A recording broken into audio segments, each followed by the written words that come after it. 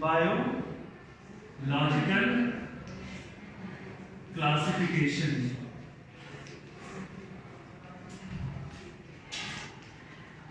ठीक है, हम लोगों ने क्लासिफिकेशन करने के लिए एक वर्ड का यूज किया था लास्ट चैप्टर में कि कैसे कितने सारे लिविंग ऑर्गेनिज्म हैं, अपन उसको कैसे एक यूनिट वे में पढ़ सकते हैं। तो उसके लिए मैंने एक नाम दिया था, क्या? टैक्सोनॉमी। ठीक है, उसी टैक्सोनॉमी के अंदर क्या आता है? क्लासिफिकेशन। मैंने एलिमेंट्स ऑफ टैक्सोनॉमी लिखवाए थे। क्या क्या थे एलिमेंट्स ऑफ टैक्सोनॉमी? पहला आइडेंटिफिकेशन, दूसरा क्लासिफिकेशन, तीसरा क्या था? नोमेनक्लेचर। तो अपन क्या देख रहे हैं अब? बायोलॉजिकल क्लासिफिकेशन की अपने आइडेंटिफिकेशन के बेसिस पे जो एक पूरा मैप तैयार किया सारे लिविंग ऑर्गेनिज्म को डिवाइड करने के लिए, उसी को क्या बोल रहे हैं? Biological classification. ये क्लासिफिकेशन क्या है? It is the element of taxonomy. Element of taxonomy. Clear है? समझ में आ गया? ठीक है, तो क्लासिफिकेशन में क्या लिखोगे? लिखो बायोलॉजिकल क्लासिफिकेशन हेडिंग दिया, नीचे लिखो इट इज क्लासिफिकेशन, नीचे element of taxonomy.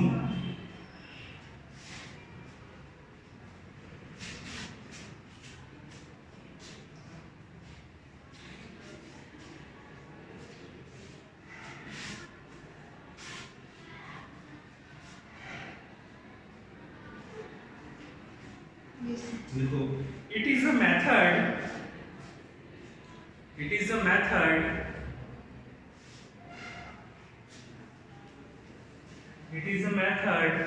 by which all living organisms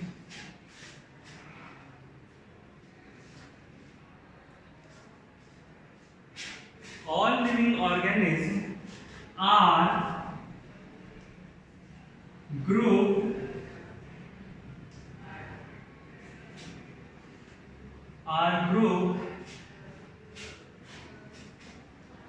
on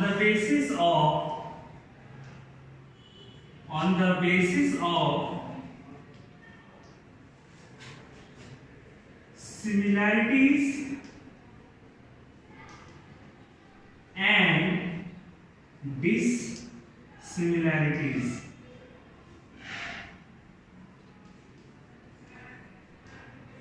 ठीक है, बायोलॉजिकल क्लासिफिकेशन, बायोलॉजिकल का मतलब क्या? Living organism. तो लिविंग ऑर्गेनिज्म का क्लासिफिकेशन, और क्लासिफिकेशन को क्या बोलते हैं? It is a method by which organism are group on the basis of similarities and dissimilarities. यही हमारा बायोलॉजिकल क्लासिफिकेशन। ठीक है, नेक्स्ट पॉइंट लिखो। अब इस बायोलॉजिकल क्लासिफिकेशन और जो टैक्सोनॉमी के जो मेन जो थे, इनको फादर बोला जाता है, जिन्होंने अपना पूरा रिसर्च किया इनके बेसिस पे और एक परफेक्ट तैयार किया कि टैक्सोनॉमी कैसा होगा। ठीक है, तो वो कौन थे? अपन ने नाम पढ़ा था लास्ट क्लास में, कैरोलस लिनस। ये क्या थे? ही वॉज द, देखो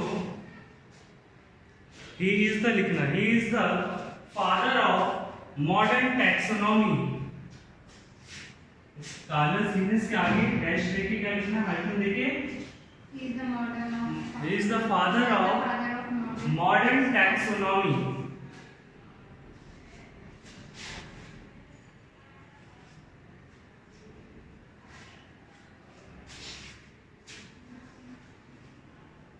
ठीक है, ये किसके फादर थे? क्लासिफिकेशन भी नहीं, किसके लिखने हैं? टैक्सोनॉमी। ये चीज मस्ट याद होना चाहिए। ठीक है, चलो अब heading 2, types of biological classification, कि कितने टाइप ऑफ बायोलॉजिकल क्लासिफिकेशन आज तक हुए हैं। ठीक है,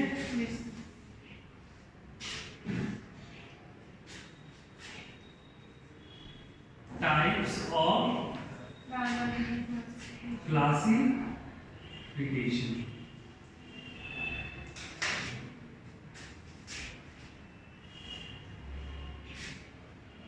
ठीक है, तो पहला था टू किंगडम क्लासिफिकेशन।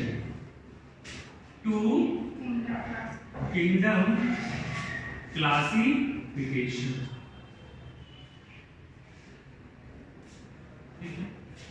इसके बारे में थोड़ा सा लिखते हैं कि ये टू किंगडम क्लासिफिकेशन था क्या।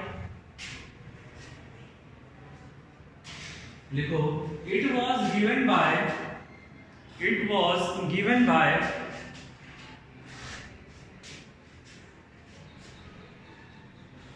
फिर वही साइंटिस्ट का नाम आएगा जो अपन अभी तक पढ़ा है, Carolus Linus.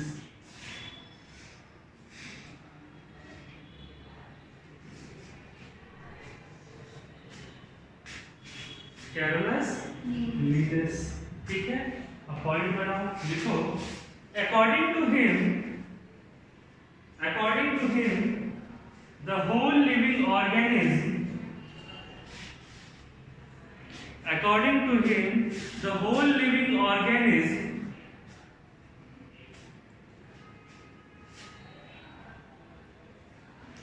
are divided into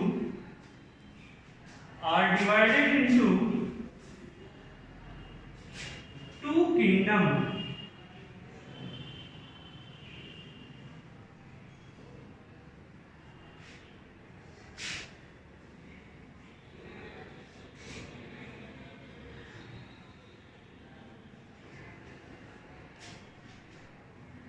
according to him all living organism, इनके अनुसार जितने भी लिविंग ऑर्गेनिज्म हैं पूरे वर्ल्ड में, उनको उन्होंने किसमें दो किंगडम में बांटा था। ठीक है, एक किंगडम का नाम था प्लांटेई, दूसरा क्या नाम था एनिमलिया। अब नाम से पता कर सकते हैं प्लांटेई के अंदर क्या आएंगे, ऑल प्लांट स्पीसीज, जितने भी प्लांट्स तुम देख रहे हो सब इसके अंदर आते हैं, और सारे एनिमल्स इसके अंदर आते हैं। ठीक है, तो ये लिख लिया। तो ये क्या है, इसके अंदर क्या लिखोगे, प्लांट्स, और इसमें क्या होते हैं एनिमल्स। लेकिन अब उसी टाइम के जो कंटेम्पररी साइंटिस्ट थे उन्होंने लिनस से पूछा कि उन्होंने अब बैक्टीरिया वगैरह की डिस्कवरी या और भी फंगस और भी बहुत सारे ऑर्गेनिज्म दिखने लगे थे, तो लिनस से पूछा कि आपने तो बोल दिया जितने भी लिविंग ऑर्गेनिज्म हैं उसको दो किंगडम यानी प्लांटी और एनिमलिया में ही डिवाइड करना है, तो आप जो फंजाई हैं, जो बैक्टीरिया है, या जो अमीबा या प्रोटिस्टा वाले ग्रुप के जो एनिमल्स हैं, आप उसको कहाँ रखोगे। उनसे ये क्वेश्चन पूछा क्योंकि इन्होंने तो दो ही ग्रुप बनाया, पूरा दुनिया के सारे ऑर्गेनिज्म मिला लो तो दो ही ग्रुप में आएंगे, एक प्लांटी के अंदर दूसरा एनिमल। तो लोग पूछे ये फंजाई, बैक्टीरिया, ये प्रोटिस्टा कहाँ जाएंगे, ये सब ऑर्गेनिज्म। तो अब वहां पर जाके इनका ये जो था टू किंगडम क्लासिफिकेशन मेथड ये फ्लॉप हो गया, लोगों ने उसको मानने से इनकार कर दिया। ठीक है, तब एक दूसरा 5 किंगडम क्लासिफिकेशन आया जिसमें जितने लिविंग ऑर्गेनिज्म है सबको अंदर मतलब उसके अंदर में ही सारे ऑर्गेनिज्म आ गए। ठीक है, इसके नीचे लिखो, this two kingdom classification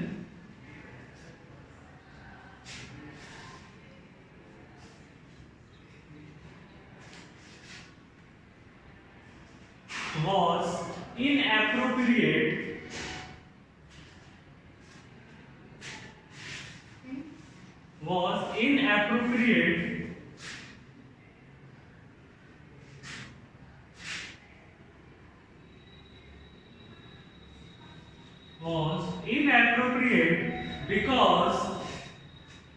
because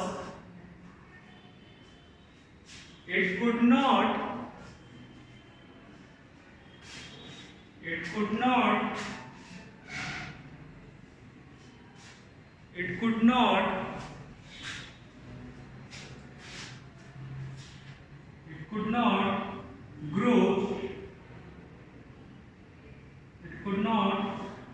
grow organism like fungi, bacteria, protista.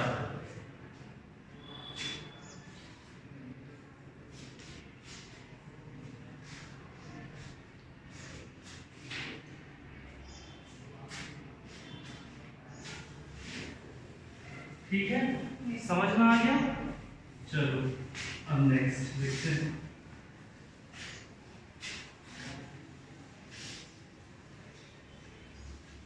ये हो गया पहला क्लासिफिकेशन, ठीक है। दूसरा क्लासिफिकेशन था जो आज भी चल रहा है, वो था, बहुत सारे बीच में और भी क्लासिफिकेशन आए, लेकिन हम लोग को क्या पढ़ना है, सिर्फ ये दो क्लासिफिकेशन पढ़ना है। एक जो कार्लस लिनस ने दिया था टू किंगडम क्लासिफिकेशन, और दूसरा है 5 किंगडम क्लासिफिकेशन। अब तुम लोग को ये काम करना है कि जो साइंटिस्ट, उनका नाम याद रखना, जिन्होंने ये दिया, उनका नाम था R.H. Whittaker। R.H. Whittaker, ये उनका नाम है। क्या लिखोगे? It was given by R.H. Whittaker। देखो, it was given by R.H. Whittaker।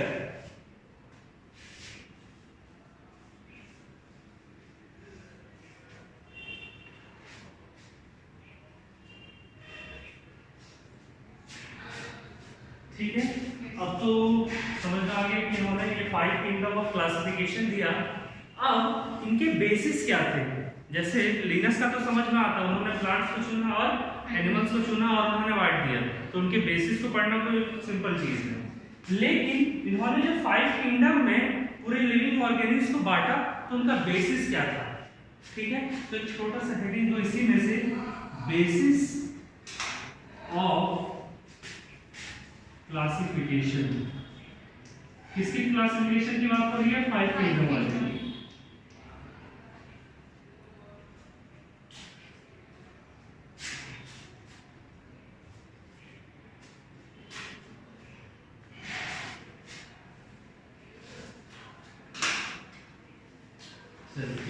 पहला जो इनका बेसिस था, ये कैसे बांटेंगे, लिखो।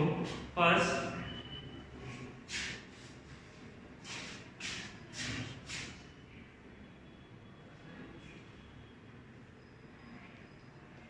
complexity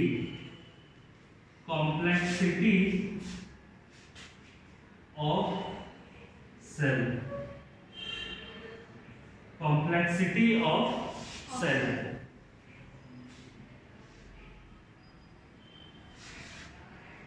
ठीक है, तो अब तुम लोग याद करो, ये किस बेसिस पे है? कॉम्प्लेक्सिटी। कॉम्प्लेक्सिटी का मतलब क्या होता है कि सेल्स की जो फॉर्मेशन है, जैसी उसकी बिहेवियर है, तो उसके आधार पर सेल और उसका कैसा फॉर्मेशन होगा उस आधार। तो याद करो कि मैंने 2 टाइप के सेल पढ़ाए थे, एक था प्रोकैरियोट, एक था यूकैरियोट। यूकैरियोट में क्या था?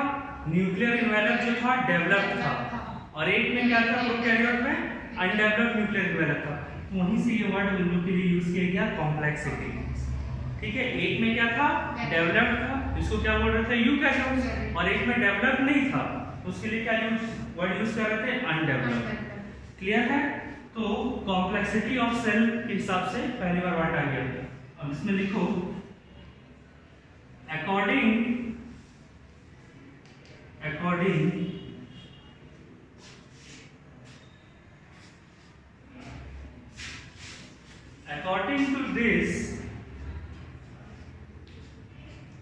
to this, cells are divided into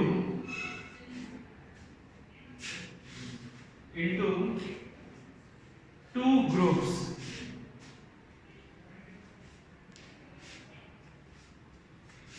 पहला इधर लिख लो, प्रोकैरियोट्स। क्या? प्रोकैरियोट्स। मैंने प्रोकैरियोट्स का मतलब समझाया था। प्रोकैरियोट्स के ब्रैकेट के अंदर क्या लिखोगे? अनडेवलप्ड न्यूक्लियस लिखोगे, अनडेवलप्ड न्यूक्लियस। यहाँ पर अनडेवलप्ड न्यूक्लियर मेम्ब्रेन भी लिख सकते हो, लेकिन वो न्यूक्लियस का पार्ट है, तो उसको क्या लिखेंगे? Undeveloped nucleus. एंड फिर क्या लिखोगे यूकैरियोट्स, और यूकैरियोट्स के ब्रैकेट के अंदर क्या लिखोगे डेवलप न्यूक्लियस। तो ये था कॉम्प्लेक्सिटी ऑफ सेल।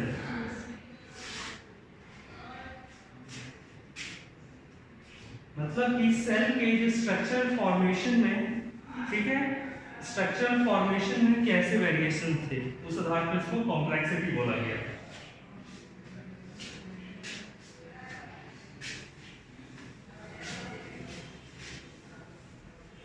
चलो दूसरा,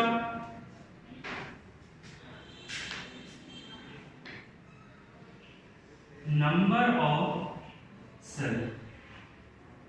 नंबर ऑफ सेल। तो आरएच व्हिटेकर का पहला बेसिस क्या था क्लासिफिकेशन का? Complexity of cell. और कॉम्प्लेक्सिटी ऑफ सेल में उन्होंने क्या उठाया कि कौन से सेल का न्यूक्लियस अनडेवलप्ड है और कौन से सेल का डेवलप्ड है। तो जो अनडेवलप्ड थे उनका उन्होंने नाम क्या रखा था? प्रोकैरियोट्स, और जिसका डेवलप्ड था उसका नाम क्या रखा? यूकैरियोट्स। तो उनको पहला था। दूसरा है नंबर ऑफ सेल, ठीक है। तो नंबर ऑफ सेल, अब नंबर ऑफ सेल होगा तो अगर ऑर्गेनिज्म जो है वो एक सेल का भी मैंने बताया था, cell is the fundamental unit of life. मैंने फर्स्ट क्लास में बताया था, इंट्रोडक्शन क्लास में क्या बताया था? सेल को क्या बोलते हैं? Fundamental unit of life. इसका मतलब होता है कि सिंगल सेल जो है वो एक पूरे लाइफ को कैरी आउट करने के लिए इनफ है। मतलब a single cell can carry the life, इसलिए उसको क्या बोलते हैं? फंडामेंटल यूनिट ऑफ लाइफ, ठीक है। तो अब जिसमें एक सेल प्रेजेंट होता है, इसमें वन सेल प्रेजेंट होता है, उसको क्या बोलते हैं? Unicellular organism. मतलब ऐसे ऑर्गेनिज्म जिनकी बॉडी एक ही सेल से बनी है उसको क्या बोलेंगे? यूनिसेलुलर। और जिसकी होल बॉडी मल्टीपल सेल से बने है, ठीक है, तो उसको क्या बोलेंगे? Multicellular organism. क्लियर है? तो पहला बेसिस था प्रोकैरियोट्स और यूकैरियोट्स। दूसरा बेसिस क्या है? नंबर ऑफ सेल, यूनिसेलुलर और मल्टीसेलुलर। लिख लो इसको। कैसे लिखोगे? देखो ही, मतलब आरएच व्हिटेकर ने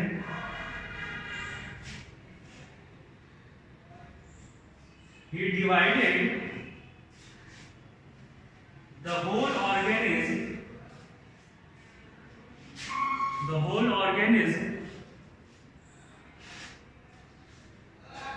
on the basis of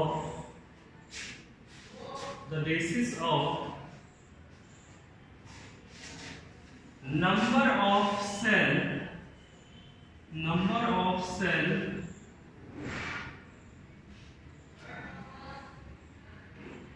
which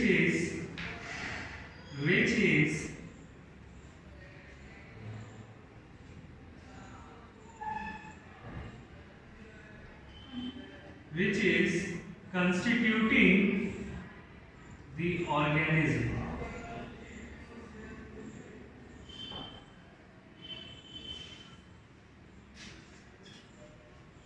मतलब कि देखा उन्होंने कि कितने नंबर ऑफ सेल मिलकर एक ऑर्गेनिज्म का फॉर्मेशन कर रहे हैं, इसका मतलब ये होता है।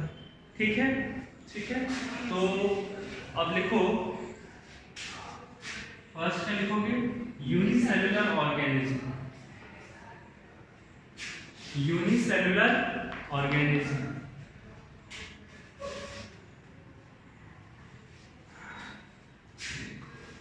इसके आगे लिख लेना the organism which contains or which is composed of single cell, उसको क्या बोलेंगे? Unicellular. the organism which is composed of single cell is known as unicellular organism। फिर दूसरा मल्टीसेलुलर ऑर्गेनिज्म, तो क्या लिखोगे?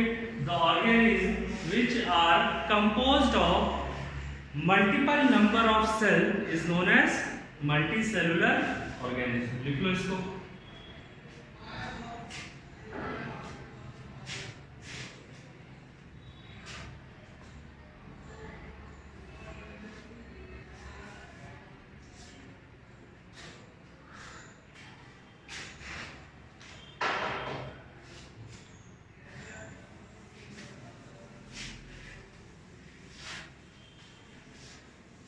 नेक्स्ट पॉइंट जल्दी से, ये 5 है, अब इसको खत्म करते हैं। थर्ड पॉइंट भी दोनों समझ में आ गया था। yes.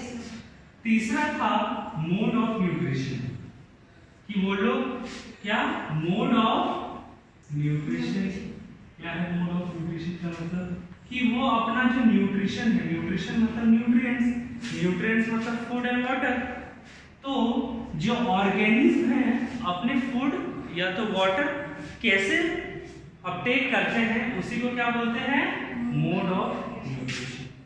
ठीक है, the process by which an living organism uptake their food and water is known as mode of nutrition. ठीक है, तो मोड ऑफ न्यूट्रिशन काफी फेमस है, 2 टाइप के होते हैं।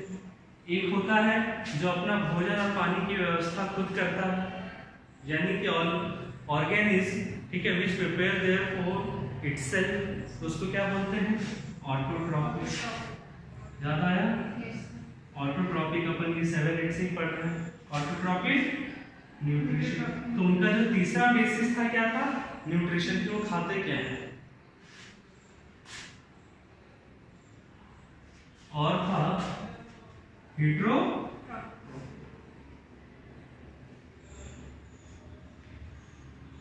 लिख लो, सिर्फ मोड ऑफ न्यूट्रिशन लिख लो।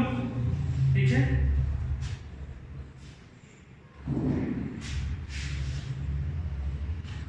और ऐसे लिख लेना आइटम देखिए, ऑटोट्रॉपिक और हेटेरोट्रॉपिक, इसको एक्सप्लेन करने की जरूरत नहीं।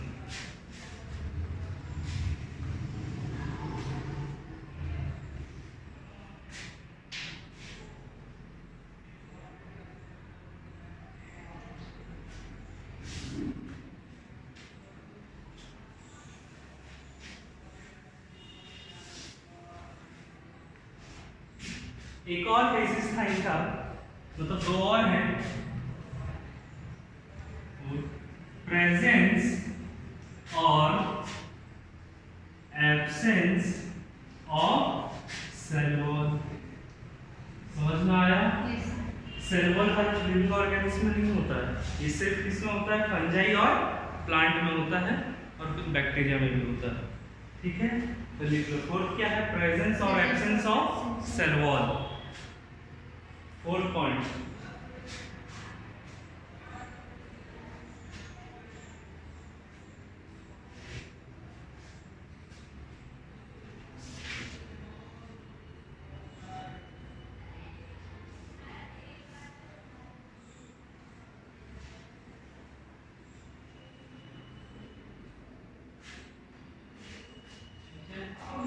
नेक्स्ट देखते हैं। नेक्स्ट है 5 लाइफ स्टाइल। क्या है? Life style. देखो ये वर्ड थोड़ा कॉन्ट्राडिक्टरी है, यूज नहीं होना चाहिए था, कुछ और होना चाहिए, बट फिर भी ठीक है। लाइफ स्टाइल, तो इसमें क्या देखते हैं, देखो ये नाम कुछ और लेकिन काम कुछ और जाएगा। जो आपने ऑर्गेनिज्म जिसको आप लिए हो, जिसको आपने कंसीडर किया है, आपको वो देखना है वो ऑर्गेनिज्म प्रोड्यूसर है कि प्राइमरी कंज्यूमर है कि सेकेंडरी कंज्यूमर है या टेरिशरी कंज्यूमर है या तो डिकम्पोजर है। ठीक है, तो इस बेसिस का डिवीजन को क्या बोलते हैं, उसको लाइफस्टाइल के अंदर के। और ये इसका यूज किसने किया था, आर.एच. व्हिटेकर ने किया था, ये अपने 5 किंगडम को बताने के। ठीक है, तो लाइफस्टाइल में देखो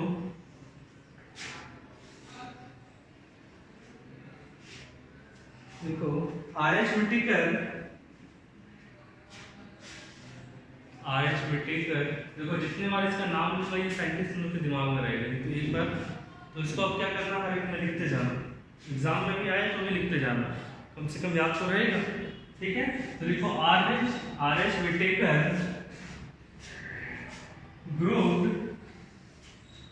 the organism on the basis of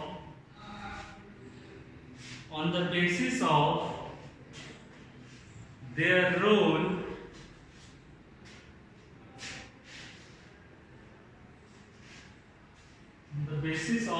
role in food chain,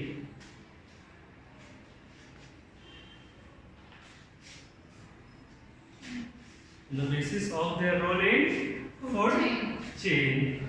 अब नेमली क्या लिख सकते हो, क्या क्या थे, नेमली प्रोड्यूसर, ठीक है, ये इसके पार्ट्स हैं, प्राइमरी कंज्यूमर, सेकेंडरी कंज्यूमर और एंड डिकम, उतना नहीं लिखना है, डिकम्पोजर लिखना, ठीक है, लिख लो।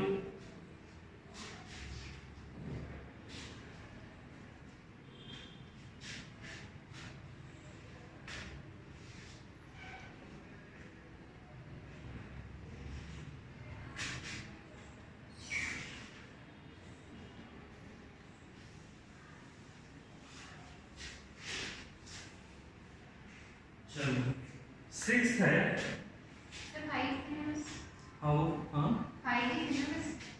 नहीं मैंने एक एक्स्ट्रा ऐड करवाया है, प्रेजेंस और एब्सेंस ऑफ सेल वॉल, ठीक है, ये भी बुक में नहीं दिया हुआ है, ठीक है। फाइलो जेनेटिक, या तो इसको लिख लो समझने के लिए, इवोल्यूशनरी रिलेशनशिप, ये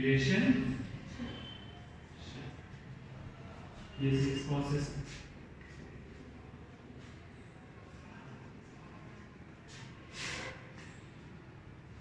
देखो ये इनका बेसिस जो था, ये बाकी 4-5 से लेकर हटके, इन्होंने क्या बोला कि अपन कोई भी ऑर्गेनिज्म को डिवाइड जो करेंगे वो उनका देखेंगे कि उनका एंसेस्टर में यानी प्रिमिटिव टाइम में पहले कैसे थे वो। जैसे आज मैं सपोज करूं यहाँ पर ले रहा हूं ये सारे, जैसा ले लें,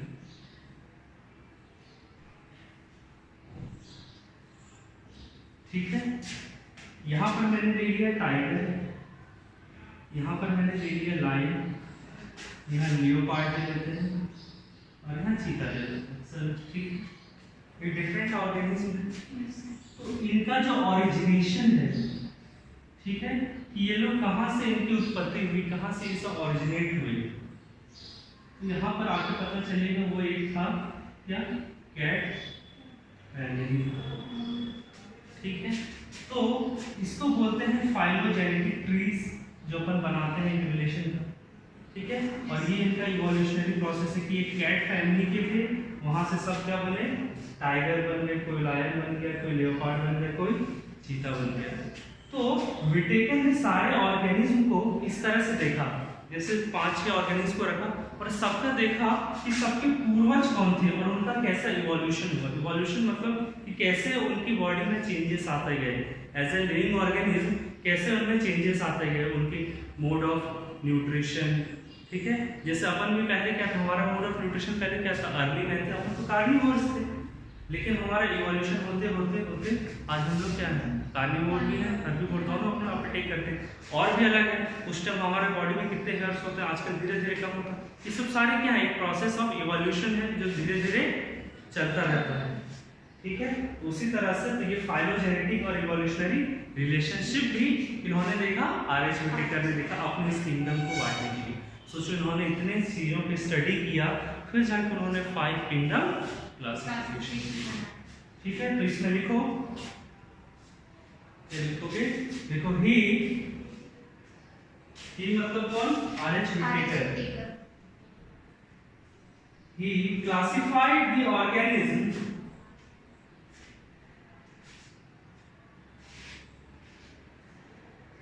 on the basis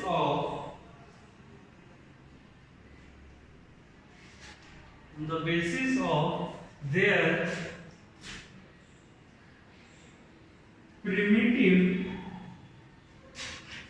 relationship, on the basis of their primitive relationship among the organism। बस इसको इतने ही लिखना, डिफाइन करने के लिए बहुत सारा बुक में दिया हुआ है, वो अपन को नहीं देगा। तो समझ में आ गया? तो चलो हम लोग देखें कि वो 5 किंगडम क्या था।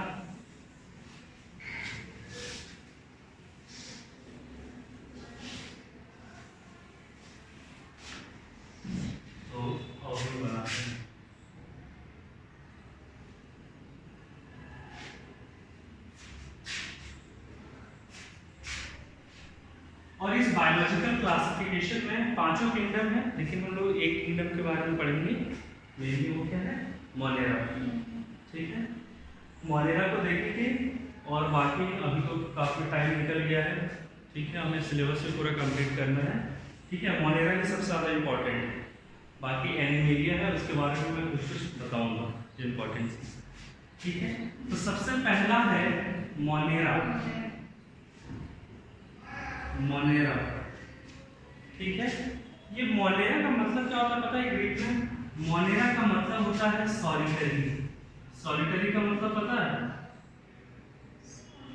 तुम लोगों ने?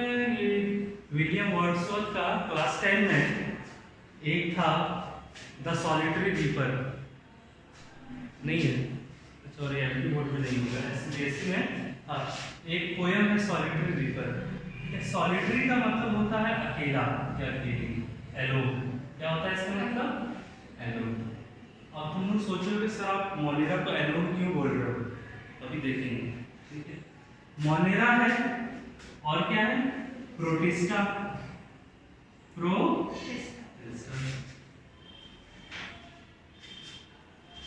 देन गुड, फंजाई। फिर क्या है? प्लांटी। देन एनी। क्लियर? देखो इसमें से अब सबसे पहला बेसिस याद करो क्या था? सबसे पहला बेसिस क्या था क्लासिफिकेशन? पहला फर्स्ट बेसिस ऑफ क्लासिफिकेशन क्या था अभी जो मैंने लिखवाया? प्रोकैरियोटिक और यूकैरियोटिक। इसको याद रखो, उसी रिदम पे अपन चलेंगे। ठीक है, पहला क्या था? प्रोकैरियोटिक और यूकैरियोटिक, कि किसका न्यूक्लियस अनडेवलप्ड है और किसका न्यूक्लियस डेवलप्ड है। तो देखो सिर्फ इसका न्यूक्लियस अनडेवलप्ड है। क्या है न्यूक्लियस? अनडेवलप्ड है, इसलिए इसको क्या बोलते हैं? प्रोकैरियोट्स। समझ में आया? क्या बोलते हैं इसको? प्रोकैरियोट्स। और बाकी सबका न्यूक्लियस जो है न्यूक्लियर मेम्ब्रेन वेल डेवलप्ड है, इसीलिए इनका नाम क्या पड़ा? यूकैरियोट। अब बताओ समझ में आया? मोनेरा को सॉलिटरी बोलते हैं। क्यों ये अकेला? क्यों साइंटिस्ट लोगों ने इसका नाम सॉलिटरी से नाम से रखा? मोनेरा का मतलब अकेला। अकेला इसलिए क्योंकि बेचारा ये प्रोकैरियोटिक ग्रुप नहीं, अकेला है। ठीक है, समझ में आया ये चीजें? चलो अब अभी देखेंगे कि मोनेरा के अंदर क्या है। मोनेरा को पूरा अच्छे से अपन पढ़ेंगे। ठीक है, तो अभी पूरा और आगे क्लासिफिकेशन करते हैं।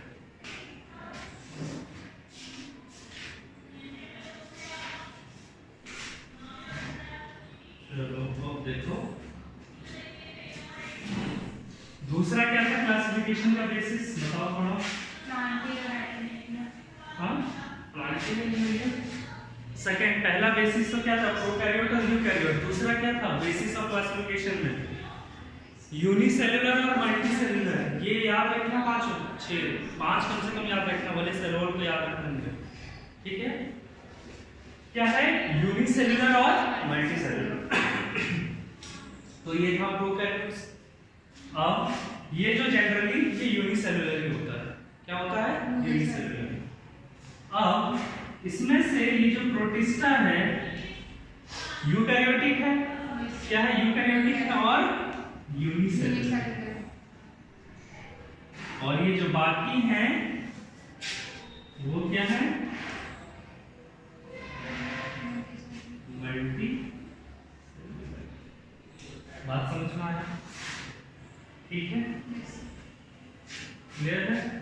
अब देखो, अब ये दोनों क्या है? ये मल्टी सेलुलर हो गया, ये यूनिसेलुलर हो गया। तो अब तक सारा इंफॉर्मेशन के हिसाब से क्या लिखोगे?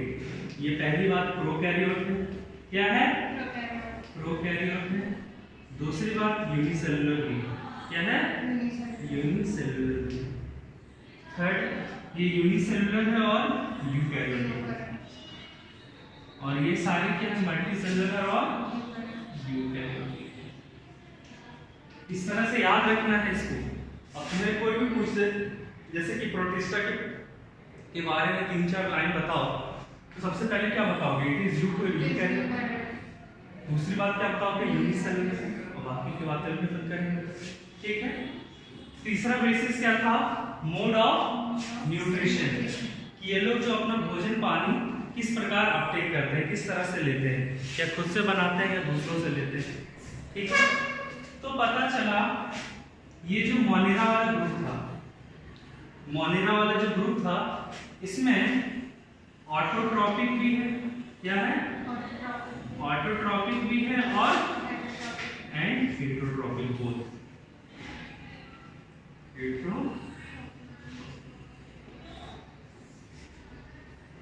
ठीक है। प्रोटिस्टा जो है ये भोजन को नहीं लेता है, ये बेसिकली क्या करता है? एब्जॉर्प्शन करता है। क्या करता है? एब्जॉर्प्शन। इसको भी एक तरह से खुद से नहीं बनाता है, इसको हेटेरोट्रॉपिक के अंदर भी लिख सकते हैं, ठीक है। किसके अंदर लिख सकते हैं? हेटेरोट्रॉपिक, ठीक है। Is it clear? यस। उसी तरह से फंजाई क्या है? हेटेरोट्रॉपिक। तो फिर अपन एक पूरे कॉलम और रो में पढ़ेंगे। फंजाई क्या है? हेटेरोट्रॉपिक। प्लांटी क्या है बताओ? प्लांटी क्या है? ऑटोट्रॉपिक है।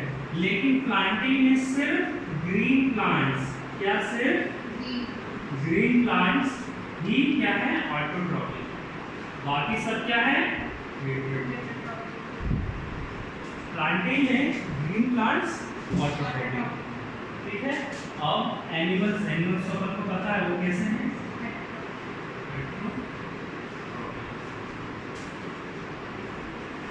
समझ में आ गया? ये सारा कहानी अभी तक जितना देखा, जिस बेसिस पे उन्होंने डिवीजन किया उसी बेसिस को मैं यहाँ बता रहा हूँ। तो कितने डिवीजन के बेसिस हो गए अपन ने?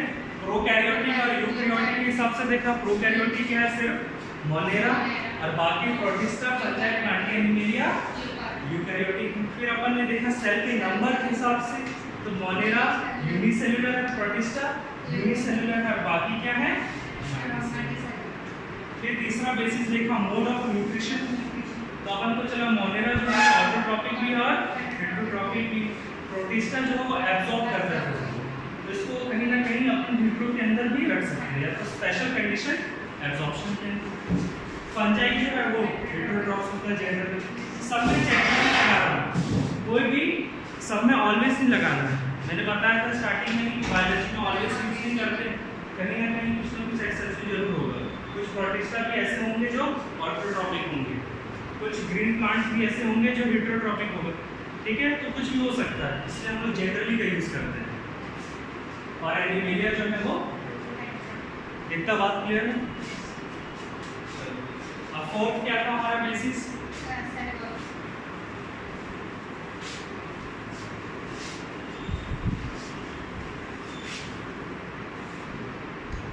अब देखो फंजाई और प्लांटिंग में होता है सेल वॉल, और इसमें cell wall no cell wall, क्या क्लियर? ठीक है। ये था अपना फोर्थ या फिफ्थ था?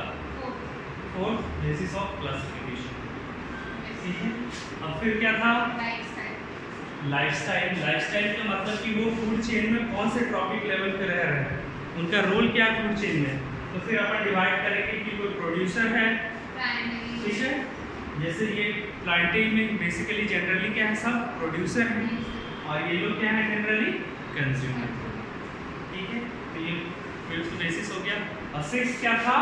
Phylogenetic relation. तो मैंने एक एग्जांपल बताया था कि कोई कैट फैमिली से ही है, सब इवोल्यूशन कर करके क्या हुआ? कोई टाइगर बना, कोई लियोपार्ड बना, कोई चीता बना, एंड कोई लायन बना, ठीक है।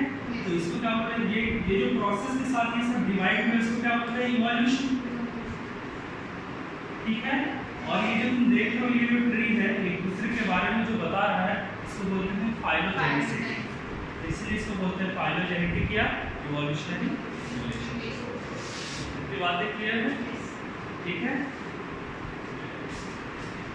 अब कल हम लोग क्या करेंगे, एक बड़ा सा चार्ट बनाएंगे, उसमें सबको जितने भी बेसिस हैं वो लिख लेंगे और सबको जिसमें प्रेजेंट है नहीं प्रेजेंट वो बहुत इंपॉर्टेंट है।